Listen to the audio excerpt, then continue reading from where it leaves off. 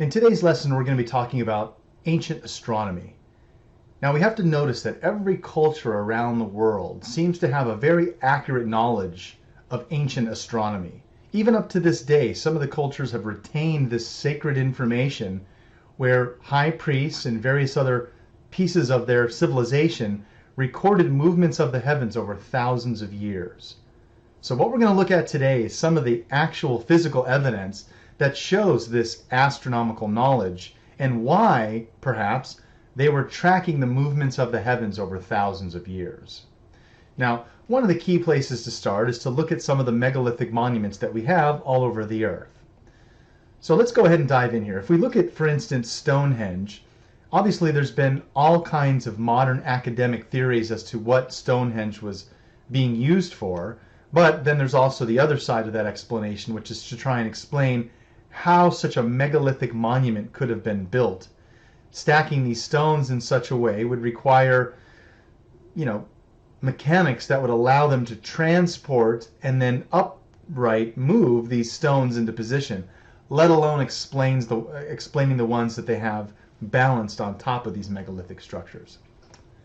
But when we know for pretty much a fact today that Stonehenge seems to be a type of astronomical marker, it allows one to look at the current solstices, the summer and winter solstices, and see when certain alignments take place to mark these specific times.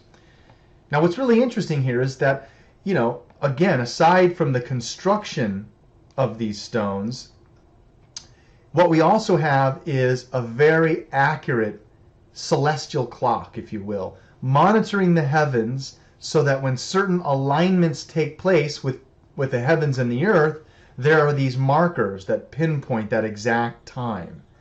So it's very interesting to realize that the ancients were aware of a larger cycle of time, but used these megalithic monuments in tracking their astronomical positions to know when they're at certain points, when certain alignments are taking place. This was kind of like a grand celestial clock. It repeats. Everything that we see in nature repeats. The seasons, night, day, the calendar, everything is repeating. So a lot of the things that we're going to look at is this knowledge of astronomical movements that, again, was sacred information to them because they were able to see when these repeating points would come into fruition. Now, Stonehenge today is obviously still visited by quite a bit of people, and we reminisce as to when this was an actual completed circle and what its true function was for. But clearly it was being used as an astronomical outpost to mark certain positions as to when Earth came into alignment, the winter solstice, the summer solstice. So very interesting information. Now, what we also have are observations of the heavens that come from various cultures around the world, various times and epochs that spread a vast distance of our history, but share in a similar line of thinking and research, tracking certain stars in the heavens. You can see that this manuscript is basically found in Timbuktu, and it was an ancient Islamic form of, again, recording the heavens, the movements of the heavens, over thousands of years.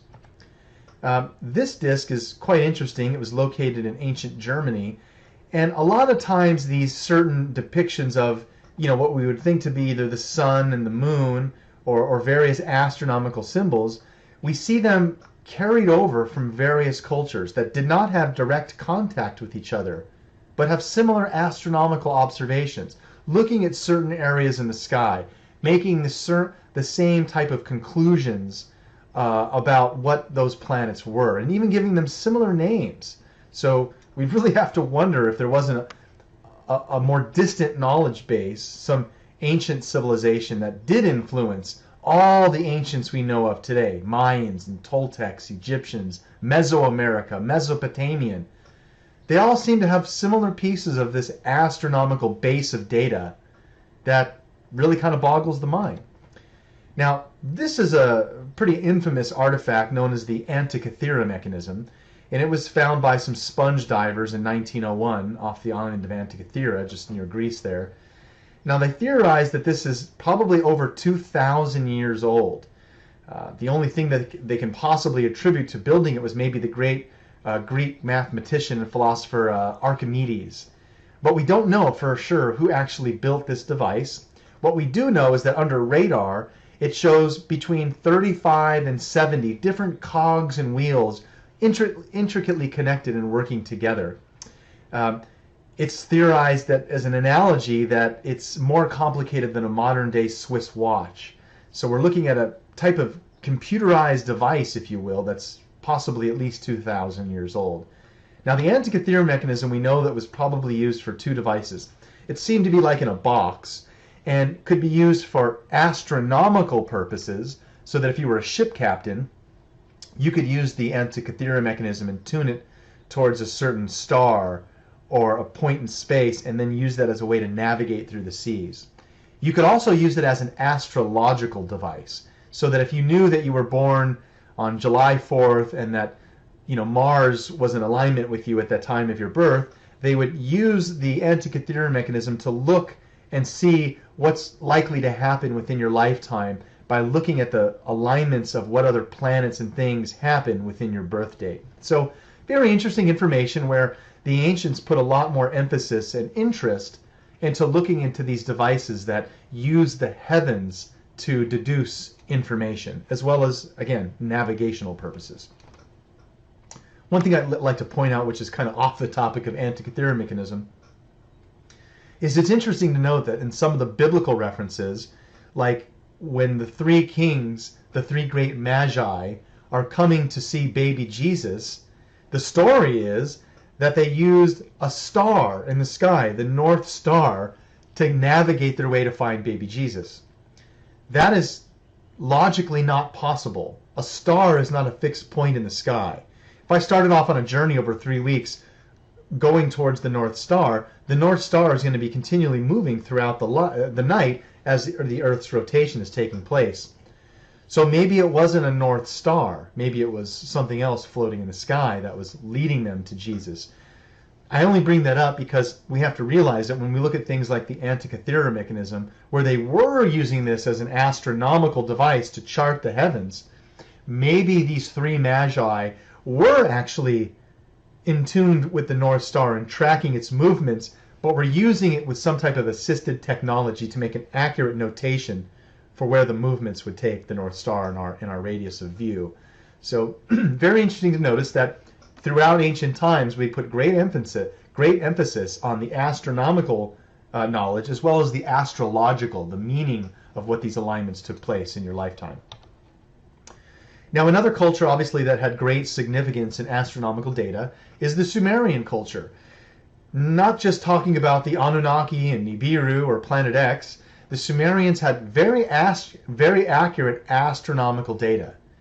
Now, I must say that in this one-cylinder seal, we do actually see a representation of the 7 dots of Earth and our crescent moon, and then the symbol of a cross for Nibiru and its crescent moon, North Wind, as we know that the classic interaction recorded in some of the Sumerian creation tales, that Nibiru, a planet that they symbolize as a glowing cross, and it had a large crescent moon, did strike our primitive Earth, which is represented as 7 dots, and we also have a moon. So there is some Sumerian information that is, again, collaborative about the Nibiru story, but what we're going to look into is just the basic knowledge of their astronomy from an academic level to prove that they are saying things of veracity.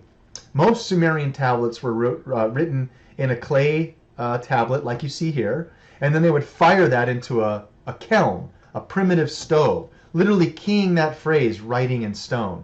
And you can see that their system of writing was quite interesting.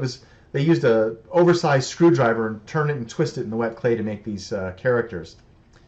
But the Sumerians recorded astronomical data, sometimes on semi-precious stones, as well as clay tablets. But this was sacred information.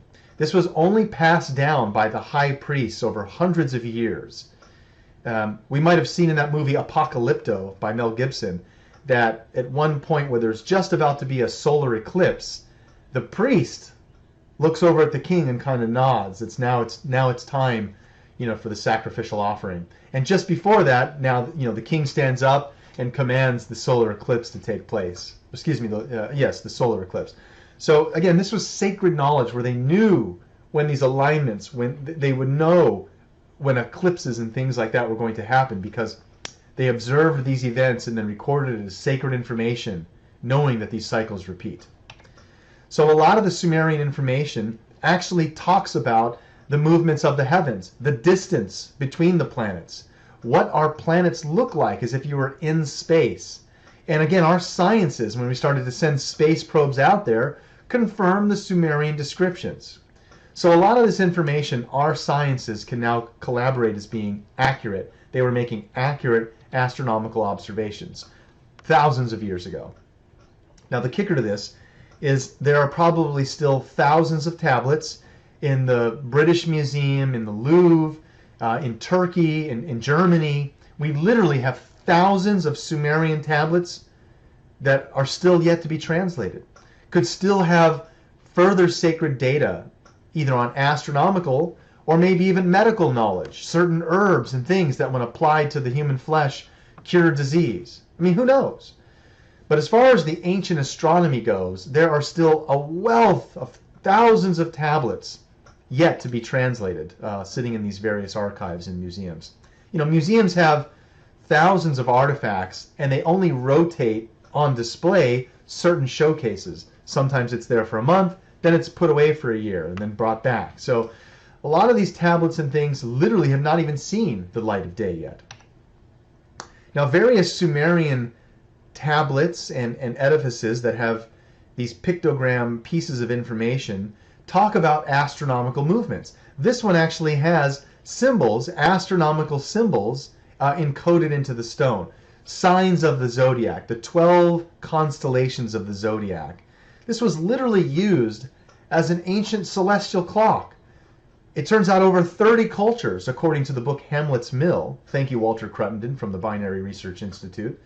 But this book, Hamlet's Mill, talks about over 30 cultures that are aware of this possible dual sun, that we have a binary orbit.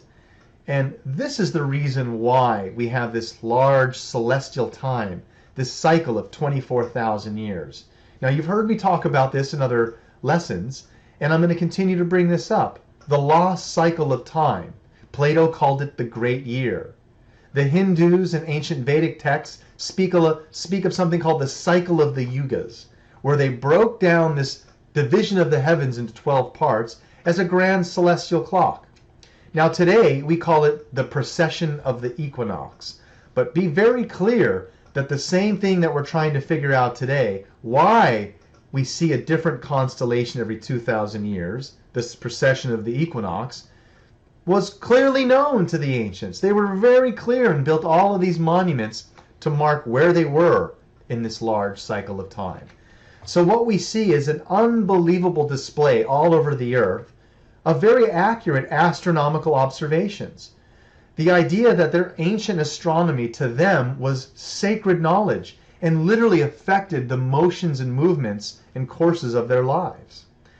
And so if we look all over Mesoamerica, we can see monuments that are in great detail used as astronomical outposts, astronomical markers, places of worship, but also places of understanding these alignments. Just like in Chichen Itza, the grand serpent of Kukulkan, this pyramid, forms the shape of a serpent using a shadow by just having the sun hit it at a perfect angle once a year that causes this effect. So we do have to realize that a lot of the information, the mathematical knowledge, for instance, using the number 0, where did these things come from? A lot of it starts off with their understanding of astronomy. And the kicker is that if you ask a lot of these ancient cultures, where did you learn this sacred mathematical knowledge? Where did you learn this sacred astronomical data? We were taught this by the gods, or that it was taught by sacred information that's been passed down of thousands of years. So when we look at South America and we look at these, various pyramids, this was made infamous in Eric von Daniken's movie Chariots of the Gods, where he looked at the planets and realized that the various planets and the names that we have, sun, moon, that here in Mexico we have a collection of pyramids that seem to mimic our own solar system, and that each one, the pyramid of the sun, the pyramid of the moon, actually correspond to planets within our solar system. It's not possible that ancient man could have just made this up. There has to be some connection here with their knowledge in this advanced astronomy. Excuse me. Now, we do see that various cultures, again, created calendar systems, systems of repeating time that were based on astronomical movements. The Mayans obviously were infamous for this. But many people might not realize that there were actually 3 different calendars used by the Mayans.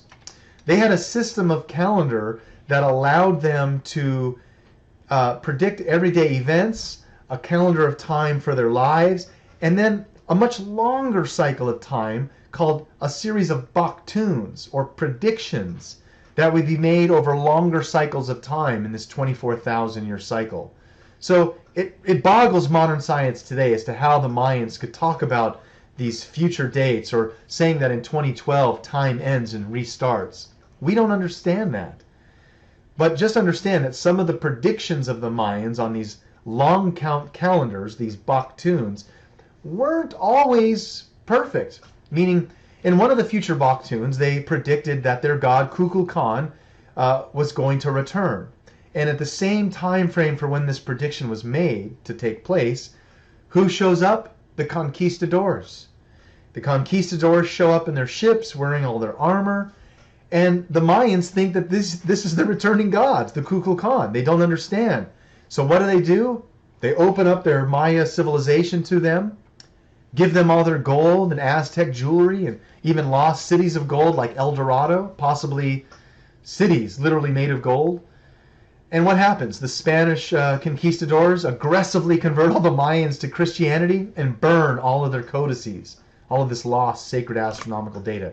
We have 4 codices left, and that's where you hear things about the Mayan calendar and their extensive knowledge. But there is a lot of lost data, a lot of lost knowledge.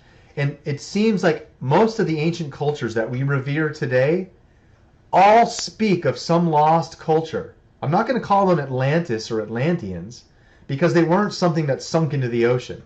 They were all over the planet, affecting all the great civilizations, having trade or apprenticeship with the Egyptians, the Mayans, the Aztecs, Mesoamerica, Mesopotamia, China, the Hindus, Vedic texts. They all seem to have this same knowledge base of astronomical data that predates them. So again, looking at South America, you can clearly see monuments that were literally built as observatories, just like we have today, right? It would be a large circular dome that opens up for a telescope to make observations. That's the same thing that we're seeing in edifices from ancient cultures.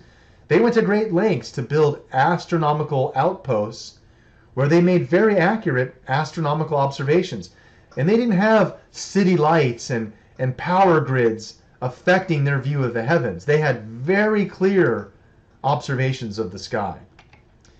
Now, what we see over and over again is this knowledge of the breakdown of the heavens into 12 constellations. Why? What does this mean? Well, if we understand that most of the megalithic monuments were built to align to certain points in time and space, this is shown over and over again with megalithic monuments. Now, Giza obviously is the perfect example.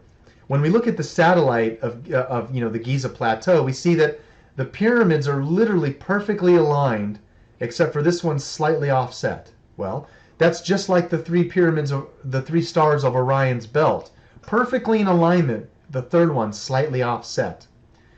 Giza is a terrestrial map of Orion, and this alignment takes place in 10,500 BC. We can further know that this date is accurate because at that same time frame, 10,500 BC, the Sphinx is looking directly east into the constellation of Leo, the lion. The 3 pyramids of Giza are perfectly aligned with the Orion constellation in the heavens. There is a terrestrial alignment marking 10,500 BC as some type of significance. Now, other areas in Giza, again, had this knowledge of what the skies look like thousands of years before the Egyptians were supposedly here in 2500 BC building the pyramids. Why were the pyramids, if they were built in 2500 BC, aligned to the heavens 8,000 years before that in 10,500 BC? Well, they either had knowledge of their civilization going much further back, or they themselves go much further back. Even the inner walls of the Sphinx, you can see the little tiny blow up of the Sphinx right there. The inner walls of the Sphinx, here's the Sphinx, they show extensive weathering on these walls. It's been inundated by water, massive rain flowing and causing these rain geological evidence on the inner walls of the Sphinx. Last time it was raining on the plateaus of Giza was 10,000 years ago. Now, if we look at other areas in Egypt, specifically Dendera, amazing astronomical data is found there, as well as some technological reliefs. Notice this symbol of the winged disc, very prominent on the entrance. Dendera has a clear representation of astronomical symbols. Most specifically is this Dendera wall relief, literally on the ceiling. Inscribed on the ceiling shows a view of constellations that were in view of the sky 8,000 years before they were supposedly around. We're talking at around 8,000 BC, having wall reliefs and things that denote information, astronomical views of the heavens, where the Egyptians weren't even supposed to have been there. Yet they have very clear astronomical plates, this Dendera wall relief, and this is the actual relief. You can see the detail that they went in inscribing this onto the ceiling. But they're talking about constellations. They're talking about movements of the heavens, a view of the sky from thousands of years before the Egyptian culture should have even have existed. So we have to understand that this information can't just be by chance. It can't just be, as the academics would say, they were star worshippers and built a monument that aligns to a star and leave it at that. No. This is a very serious topic. They went to great lengths to build these alignments because it's a repeating cycle that takes place. Now, most of the astronomical movements today, we can understand. This larger cycle of time, this great year, is something that's very hard for us to conceive of simply because of the length of time. A 24,000 year cycle. Very hard for us to comprehend. But these ancient cultures went to great lengths to convey visual information about what was taking place in their time and the significance of tracking these moments in time that repeat. Okay, so if we look at other areas in Egypt, this is called Nabta Playa. This is possibly one of the oldest locations that are being used as, again, a type of primitive Stonehenge, a way to use the shadows and the markers to mark various movements in the heavens. Now, we have to understand that there are these three cycles of time. Two of them are a lot easier for us to understand, but this larger 24,000 year cycle is still hard for us to comprehend. But the ancients seem to have had a much firmer grasp on this knowledge. We'll have to look into this further as we do these lessons and looking at this lost cycle of time. The Egyptians, again, are one of the few cultures that really provide us this lost base of knowledge, where they had boats that talk about taking the soul into the next life. Literally, the Egyptian Book of the Dead is like 800 pages, and it talks about how the pharaoh would prepare in their lifetime, or a Mayan king. Various other cultures had similar ways of preparing the soul for the travel into the afterlife. And it always involved going into the heavens, going into the stars. It's almost as if they had some type of a knowledge that, the Mayans talked about where the king would have to pass through certain doorways and interact with certain beings. Egyptians, the same thing in their Egyptian Book of the Dead, talk about these various things that they have to do to carry their kingship into the next life by having this sacred knowledge taught to them in this life. Again, the worship and knowledge of the Son. We hear this term, the Son of God, for Jesus Christ, the Son of God. All cultures worshipped the sun, the actual sun, the disk, So this is the life-giving force, and it's very interesting to realize that not only did they pay attention to astronomical movements, but gave great reverence to various stars and things like our own sun. So the Egyptians, I think, are really a great culture for us to look at, the acronyms and hieroglyphic information, where they're conveying a much deeper understanding of knowledge than we could convey in a written text. Remember, a picture is always worth 1,000 words. The Egyptians were very astute at using hieroglyphic visuals. You know, CIA, Central Intelligence Agency, FYI, for your information. Those 3 letters, FYI, we know mean several different words. The Egyptians were the same way. They used hieroglyphic imagery to represent many different words. This tells a much deeper story than we could with a written word.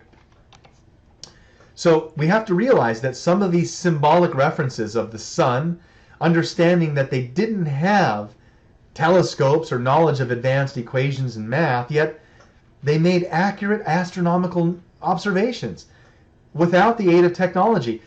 Observations that are not possible without the aid of technology. The Dogon tribe in Africa, understanding that they could see Sirius A and B, that it was 2 suns, 2 separate suns, one bigger, one smaller, in an orbit around each other, are always depicted accurately. And interestingly enough, some of the Dogon hieroglyphics, which I'm going to call them that, are very similar in alignment with Egyptian cosmology, Egyptian symbology, completely separate continents, Africa, Egypt, thousands of years in difference in culture. The people, the Dogon tribe in Africa, still cut off from civilization today, but having accurate symbols, sharing cosmology. Again, the 3 belt stars of Orion, aligning with the pyramids. The Dogon tribe in Africa, clearly giving representations of Sirius A and B in the Orion constellation. And these are primitive people, even today, that retain this sacred astronomical data and pass it down through their cultures. When it gets into the hands of modern science, we go, wait a minute, how is this possible that thousands of years ago they were making accurate astronomical observations? So this really raises a lot of questions about Sirius A and B and various other planet systems that we have out there. Was this information given to the ancient man because gods literally came from those points in space, the Orion constellation, Sirius A and B? What if there are other planets that orbit the suns for Sirius A and B? It's even possible that Sirius A and B are our second binary sun. Now, these are topics we're not going to explore in today's lesson, but the answers lie in the heavens. Looking at the astronomical data is really going to give us new information as we start to further understand our sciences. Petroglyphs and things that go back thousands of years make these representations of astronomical data, observations of the heavens, and sometimes things, beings that came down from the heavens while they were making these observations. So it's very interesting to note that, again, over 30 cultures talk about this reference of dual suns. So the 24,000-year cycle that we have today, known as the precession of the equinox, they actually say it's a little over 26,000 years. But, as we're going to find out through more recent data and studying these ancient cultures, the precession of the equinox is more tightly seen as a 24,000-year cycle, caused by the binary orbit of our 2 suns. Now, we haven't yet proven that we have 2 suns, but all the other solar systems that we're looking at external from ours are binary. They have at least 2 suns. So it's very possible that just as all these ancient cultures, over 30, as written about in Hamlet's Mill, talk about the idea of this dual sun orbit, this is possibly what's causing this rise and fall of civilizations here on Earth. Everyone's heard of the Golden Age. Everyone's heard of the Dark Ages. That's a repeating cycle, a 24,000-year cycle. 12,000 years of going into the Golden Age and 12,000 years descending out of the Golden Age. And it repeats. I think the reason why is because we're in a binary orbit. It's very possible that our suns, the energy from our sun, the reason why the Egyptians and all these various cultures worship the energy of the sun, the life-giving force, is that if we're a binary system, when the suns are at their closest point in orbit, the energy coincides with us being in the golden age. We reach a point where we're able to interpret God. That's pretty heavy. That's what's talked about in these ancient Mahabharata and ancient Vedic texts. So when the suns are at their farthest points, we're in the dark ages. It's kind of like HBO's Game of Thrones. We forget all of the sacred knowledge and interaction with these higher beings, and it becomes more just a physical reality. Well, we're finding more of a balance. And I think that it's interesting to realize that all these ancient cultures were aware of this cycle of time. It's not a linear thing. We were ever so simplistic and are going to become more ever so complex.